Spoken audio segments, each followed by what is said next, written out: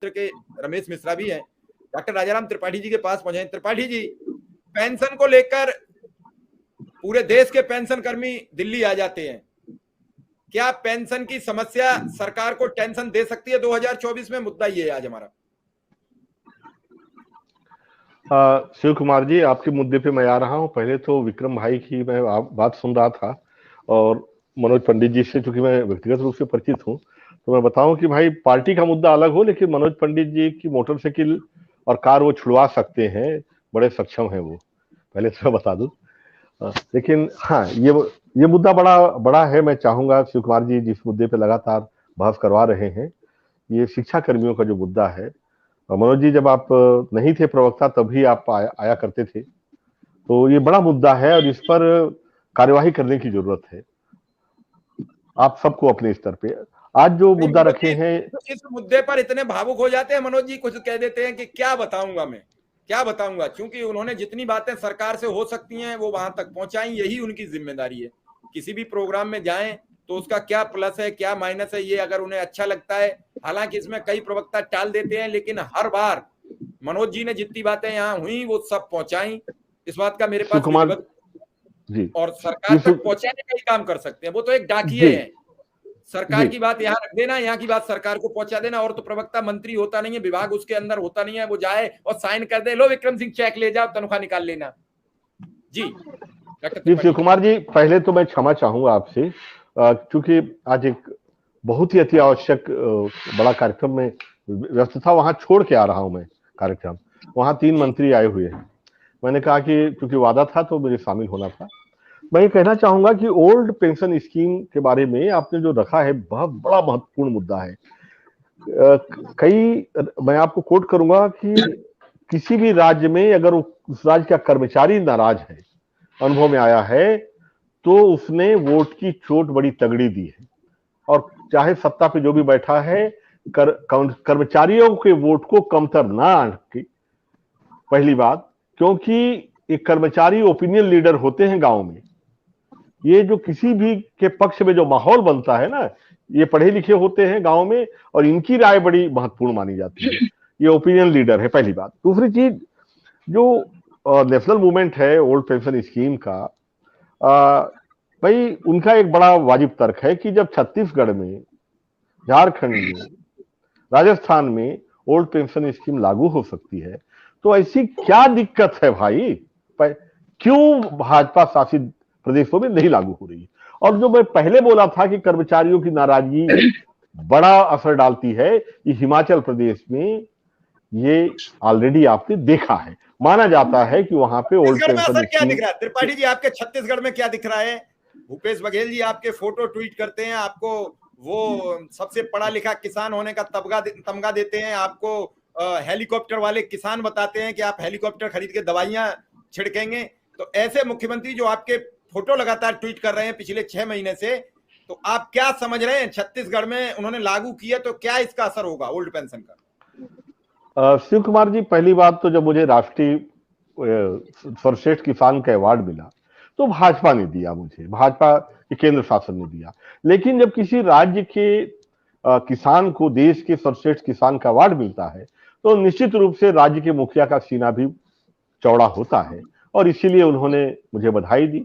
Helicopter का जहां तक सवाल है, हेलीकॉप्टर हमारे देश में स्टेटस सिंबल है, लेकिन यूरोप अमेरिका में खेती का साधारण उपकरण मात्र है, और हम लोग भी खेती के लिए ही लिए हैं उसे, पहली। दूसरी चीज, रहा सवाल ओल्ड पेंशन स्कीम का, तो ऑलरेडी छत्तीसगढ़ में लागू है और मेरा मानना है अन्य राज्यों में भी लागू होना चाहिए।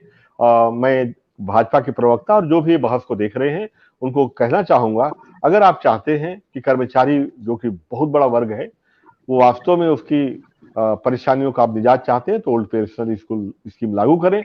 और ओल्ड पेंशन तो बात की चीज है, जब आपके सामने डिबेट में विक्रम सिंह जी जैसे लोग बैठे हैं, जिनको 7,500 रुपया देके आप 70,000 का काम करवा रहे हैं, तो इस शोषण को तो सबसे पहले बंद किया जाना चाहिए। शिव कुमार जी, हम लोग तो उस चीज को हर मोर्चे पे जरूर बोलते हैं, किसानों के मोर्चे पे भी बोलते हैं कि किसानों के बेटे हैं शिक्षा कर्मी अनुदेशक, किसानों के बेटे हैं और किसानों के बच्चों को पढ़ाते हैं, इसलिए हम हमेशा बोलेंगे। डॉक्टर त्रिपाठी जी हम तो विक्रम सिंह जी के साथ खड़े। जी से कमेंट लेकर विजय बंधु जी की बात सुनूंगा 2 मिनट, उसके बाद प्रोग्राम समाप्त करूंगा। भले टीना जी क्षमा के साथ कहूंगा, प्लीज 5 मिनट और वेट करिए। 5 मिनट और साथ दीजिए, हालांकि आपका प्रोग्राम अगला लगाना हो तो।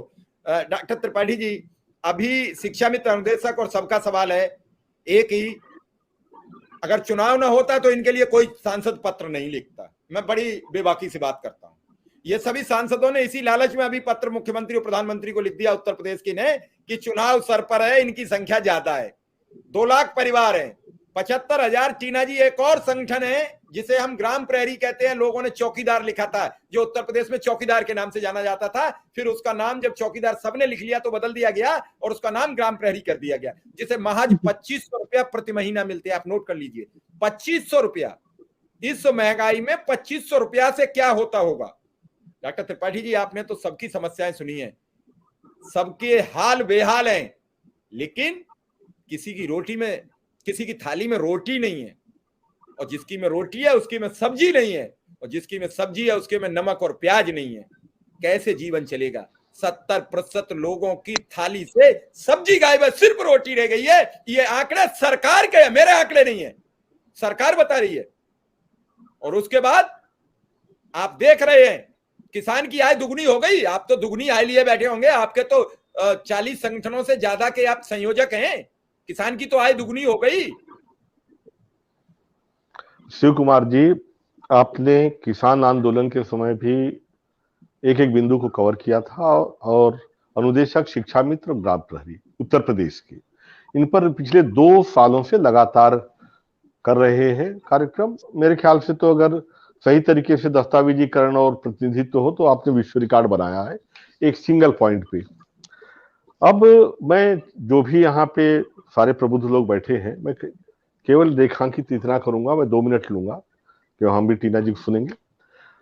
टीना जी और मनोज जी, उत्तर प्रदेश देश का सबसे बड़ा सूबा है, और यहाँ क्योंकि मैं सभी राज्यों में जाते रहता हूं किसान आंदोलन के सिलसिले में, और कर्मचारियों से भी मिलता हूं, क्योंकि कर्मचारी कमेरे और हम सब साथ हैं। तो पूरे देश में अनुदेशक, शिक्षा मित्र और ग्राम प्रहरी की सबसे ज्यादा भुगतान करने वाला ये उत्तर प्रदेश है ना। सबसे ज्यादा इसलिए बोल रहा हूं कि वही कक्षा, वही पाठ्यक्रम, उसी कार्य को करने के लिए 90,000 और 1 लाख रुपया देता है जो नियमित है, और जो शिक्षाकर्मी अनुदेशक है उनको 7,000 से 9,000 रुपया मिल रहा है, 9,000 कुल मिला के।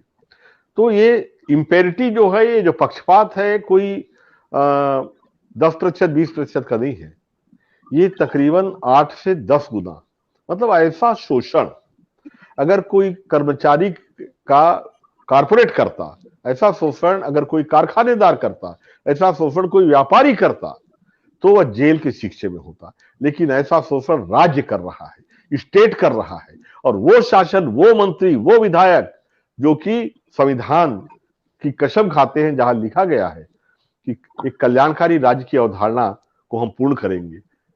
जरा बताइए, ऐसा शोषण राज्य कर रही है। कौन सी संविदा होती है जो 20 साल चलती है? कॉन्ट्रैक्ट एक्ट का 3 साल का नियम है, आप कुछ दिन के लिए उसको अलग कर देते हो, फिर ये दांव पेच करके आपने जिंदगी बर्बाद कर दी। कहीं और के रहे नहीं, गुड़ वाला हंसिया निगल लिया ये शिक्षाकर्मी अनुदेशकों ने, कहीं और के रहे नहीं बेचारे, भविष्य चौपट कर दिया। और आप इनको ना तो मेडिकल देते हो, ना कोई छूट देते हो, LTC देते हो, यहां तक कि इनको जो मातृत्व सुविधा होती है महिलाओं को, जो शिक्षक है, वो भी दे देते आप, जो मानवाधिकार का घोर उल्लंघन है। मैं सच कहता हूं, अगर वास्तव में न्यायपालिका सुओ मोटो ले इसको, सुप्रीम कोर्ट अगर वास्तव में सारे इनके ग्रीवेंसेस को देखे, तो यह सरकार जो है सीधे सीधे मैं कहूंगा शिक्षकों के पीछे जा सकती है। बाद में अमित शाह कह देंगे कि तो जुमला दिया था 6 दिन का नारा, 15 लाख आएंगे, 2 करोड़ नौकरियां दी जाएंगी, तो तमाम ये नारे जो है वो सिर्फ इनके खोखले रह जाएंगे, कोई काम करने को तैयार नहीं। लेकिन हाँ, हम कांग्रेस पार्टी की तरफ से मैं ये पूरी तरीके से आश्वस्त करती हूँ कि जहां जहां हमारी सरकार होगी, हम चुनाव में हम आगे जाकर इस तरीके की डिमांड को पूरा करेंगे। जी विक्रम सिंह, छोटे से शब्दों में अपने बारे में थोड़ा सा टीना जी को बता दीजिए, फिर विजय बंधु जी की बात सुने और प्रोग्राम को समापन करें। थोड़े छोटे शब्दों में, ज्यादा नहीं। जी सर, जुलाई 2013 में 7,000 पे नियुक्ति होती है। उस समय 6ठा वेतन आयोग लागू था, जिसका न्यूनतम मानदेय या वेतन 7,000 था, इसलिए 7,000 मिलना प्रारंभ हुआ। 2016 में 7वां वेतन आयोग लागू हुआ, जिसका न्यूनतम मानदेय या वेतन 18,000 हुआ, जिसको बाद में मोदी जी ने बढ़ा के 24,000 किया। लेकिन अभी भी हम लोग को 9,000 मिल रहा है। बीच में 8,770 मिलना प्रारंभ हुआ, उसको घटा के 7,000 कर दिया गया। माने विश्व के इतिहास में पहली घटना है जब किसी का मानदेय घटा दिया गया और 9 महीने की 13,230 रुपए की रिकवरी भी हो गई। हमारी जो अनुदेशक महिला है, न इनको सीसीएल मिलता है न मेडिकल, किसी को मेडिकल नहीं मिलता है, सिर्फ 10 सीएल, पूरे साल भर में 10 सीएल मिलता है। हमको सिर्फ 11 महीने का मानदेय मिलता है। 15 दिन जनवरी में काट लिया जाता है, 15 दिन जून में काट लिया जाता है। आप बताइए 15-15 दिन की नौकरी हमको कौन देगा? जब हम 11 महीने आपके यहाँ काम करेंगे तो 15-15 दिन हम किसके यहाँ काम करेंगे? और क्या 1 महीना हम लोग भोजन नहीं करते हैं? तो 10 सिर्फ 10 सीएल, 10 सीएल के बाद कोई छुट्टी नहीं, कोई मेडिकल नहीं, कोई सीसीएल नहीं, महिलाओं को कोई मैटरनिटी लीव नहीं। मैटरनिटी लीव मिला भी तो कोर्ट के द्वारा, वो भी पूरी तरह नहीं मिला। हर 11 महीने पे हमारा नवीनीकरण होता है और प्रधानाध्यापक के द्वारा हमसे बेगारी कराई जाती है, और यदि हम उसकी बेगारी नहीं करते हैं तो हमारा नवीनीकरण नहीं किया जाता है। और 100 बच्चों के नाम पे हमारा शोषण होता है। जिस विद्यालय में 99 बच्चे हो जाते हैं, हमारा सर कलम कर दिया जाता है और केवल हमारी जिम्मेदारी समझकर हमारी नौकरी समाप्त कर दी जाती है। हम लोग 41,307 थे, लेकिन इन्हीं अत्याचार शोषण के द्वारा आज हमारी संख्या 27,555 हो गई है। मतलब लगभग 14 से 15,000 लोग इनके अत्याचार के द्वारा, इनके शोषण के द्वारा उनके सर कलम कर दिए गए। तो इस प्रकार की तमाम समस्या है जिसको हम चाहेंगे कि आपकी पार्टी संज्ञान ले और राहुल जी से, प्रियंका जी से हम लोग की मुलाकात कराएं, हम लोग की समस्या का समाधान हो, इस पे हम आपसे विशेष अनुरोध करेंगे। जी विजय बंधु जी, बस अंतिम कमेंट आपका, फिर प्रोग्राम समापन किया जाए। विजय बंधु जी, अभी आपने सुना कि डॉक्टर टीना कह रही है हमारी पार्टी आपके साथ खड़ी है, मनोज जी भी कह रहे हैं कि हमने भी कमेटी गठित की दी है। ये सब कुछ नहीं है, ये भीड़ का खेल है। मैं लगातार आपसे कह रहा हूं और वही सब लोग समझते हैं, ये भीड़ का खेल है। आपके साथ उस दिन 10-5 हजार लोग आते तो ये कमेटी गठित नहीं करते, ये कुछ नहीं करते। रामलीला में जो मैदान में पानी भरवा दिया, वो पानी आपके पांव से नहीं सूखता, वो कीचड़ आपके पांव से नहीं खत्म होती, तो ये कुछ नहीं कोई करने वाले थे। बिल्कुल सही है, और लोकतंत्र में भीड़ ही देखी जाती है। और मुझे खुशी है कि हमारे संगठन के लोगों ने, सहयोगी संगठनों ने हमारे संदेश को बाखूबी समझा और ये ट्रेड यूनियन के इतिहास का सबसे बड़ा प्रदर्शन किया दिल्ली के अंदर। मैं अपने सभी सहयोगियों को, साथियों को धन्यवाद देता हूं, बधाई देता हूं। लेकिन एक साथ कहते हुए अपनी बात खत्म करूंगा कि लोकतंत्र है, लोकतंत्र में वोट की चोट महत्वपूर्ण होती है। जो हमारी बात नहीं सुनेगा, हमारे पेट पे जो चोट मारेगा, हम उसे वोट की चोट मारेंगे। और हम 1 करोड़ लोग हैं, हम बहुत क्लियर बता दें, 1 करोड़ लोग हैं, हमारे घर में 5 वोट है, 5 करोड़ लोग हो गए।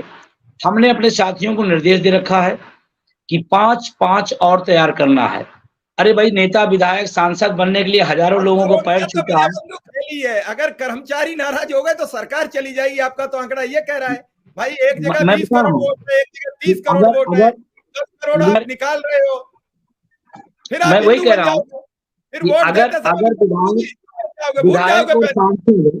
विधायक और सांसद अपना विधायक और सांसद बनने के हजारों लोगों को पैर छू सकते हैं, तो आप 5 घरों में जाके समझाइए। एक सरकार निजीकरण कर रही है, सरकार पुरानी पेंशन नहीं दे रही है, ये सरकार रोजगार खत्म कर रही, 5 वोट और बनाइए। और मैं जिम्मेदारी से कह रहा हूँ, 5 से 6 लोग बनाएंगे, 4 नहीं बनाएंगे, कसम खा के गए हैं। हमने शपथ दिलाई थी, अगर आपने वीडियो देखा होगा, हमने शपथ दिलाई। तो 5 और तैयार करेंगे, और मास्टर आदमी इतना तो कर ही सकते हैं, कोई बड़ी बात नहीं है। तो 10 करोड़ का वोट, इस देश की व्यवस्था को बदल करके हम पेंशन लेने की तैयारी में हैं। हम अपनी ताकत, अपने अधिकार से वोट की चोट से लेंगे। अगर ये सरकार दे देती है तो धन्यवाद, बधाई, शुक्रिया। अगर नहीं देती तो जो बहाल नहीं करेगा हम उसे बाहर करेंगे। ये हमारी रणनीति, हमारी तैयारी।